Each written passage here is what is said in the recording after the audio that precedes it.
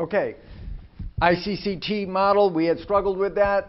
Some of the concepts here that we discussed was stationarity, dynamic systems, timing, and homeostasis. Homeostasis is something pretty important in biology, and we're not sure it was captured in some of the coding and information models.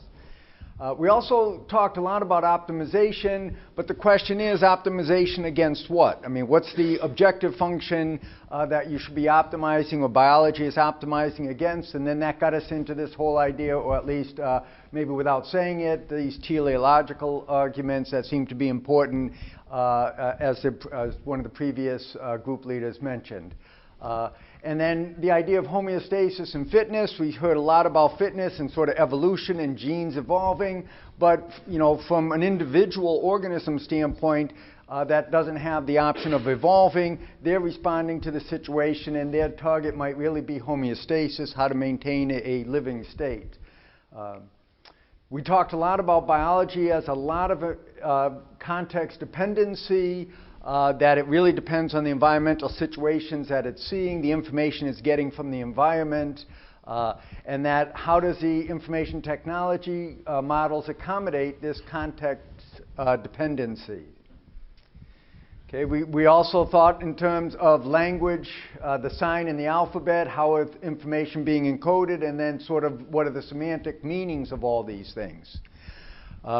We had the sense that prediction is a very important part of information.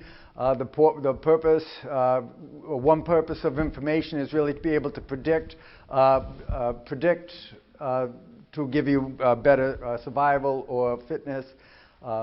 And then we also talked a little bit about Shannon's figure 1 with the coding of information and information encoding theory. So those were some of the concepts that we thought were really important that needed to somehow be bridged. And when we thought about connections, we saw connections in terms of context dependency, optimization, and stationarity.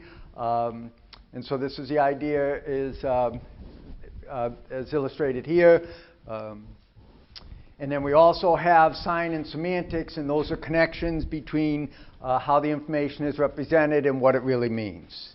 And so we had lively discussions in our group, and I think that captured what we discussed.